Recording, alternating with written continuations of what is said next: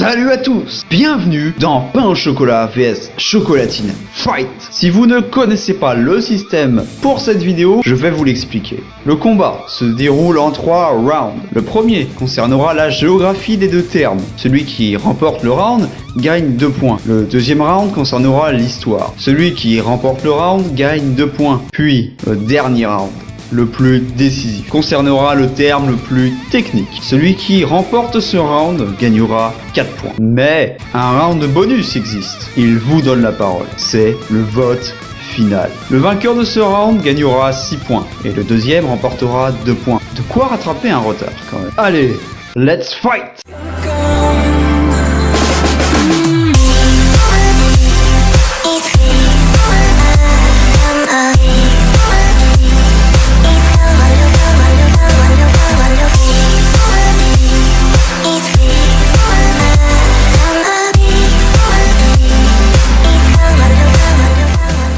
Premier round, géographie, pain au chocolat versus chocolatine.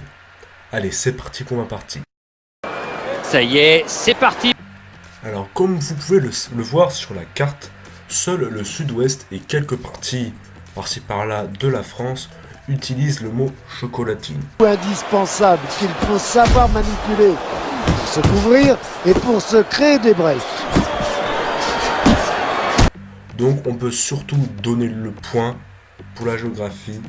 Il est vraiment donné au pain au chocolat, il n'y a pas d'hésitation. Mais bon, si ça ne tenait qu'à moi, chocolatine serait déjà gagnant, sachant que je viens du sud-ouest. Mais bon, on est une minorité et c'est ça qui nous fait perdre le point. Mais bon, j'espère que l'espoir de chocolatine va survivre avec le point ou le round sur l'histoire.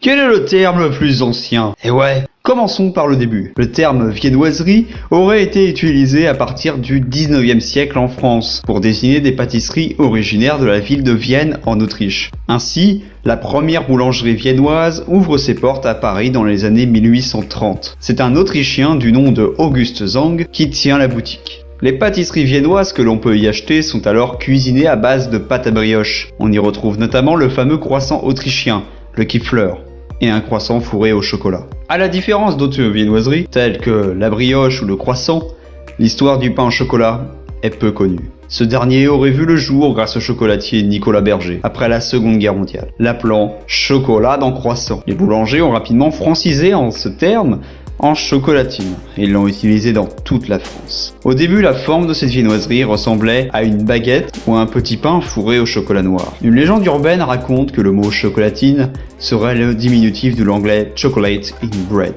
En effet, en 1360, lors du traité de Bretigny, la France perd l'Aquitaine au profit des Anglais.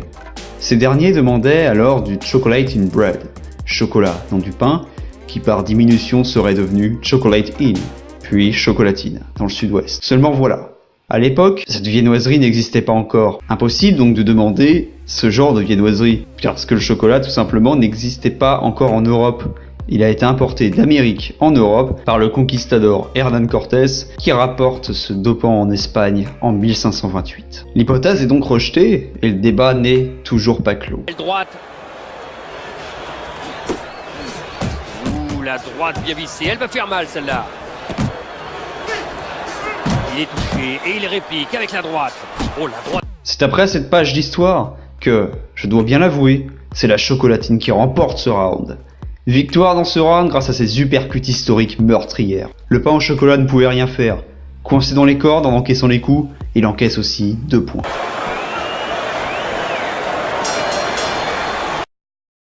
Essayons maintenant de comprendre quel est le terme technique le plus adéquat. On sait qu'aujourd'hui dans les écoles de pâtisserie, on parle de pain au chocolat. Il semblerait donc que le vrai terme technique soit celui-là. Dans la pâtisserie française traditionnelle, et ce depuis Antonin Carême, et son traité élémentaire et pratique de la pâtisserie moderne et ancienne, on appelle petit pain, ou pain, toutes les pâtes fourrées. Ainsi, Antonin Carême appelait même les profiteroles petits pains, alors que ça n'a rien à voir avec du pain. Vraiment ? Mais si on observe la composition de notre petite viennoiserie au chocolat, les choses sont différentes. Ce qu'on appelle pain en pâtisserie est en général fabriqué avec de la pâte à pain au lait ou au mieux de pâte à brioche. C'est le cas du pain au lait ou du pain viennois par exemple. Or, le pain au chocolat utilise une pâte levée feuilletée, plus proche de celle qu'on retrouve dans les croissants, les vol-au-vent ou les galettes des rois.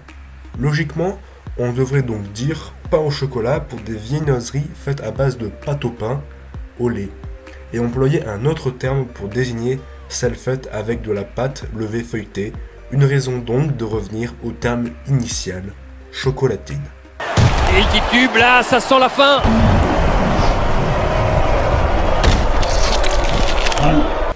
Bon, après le troisième round, je crois bien que le pain au chocolat, après quelques uppercuts, crochet du droit, crochet du gauche, est KO.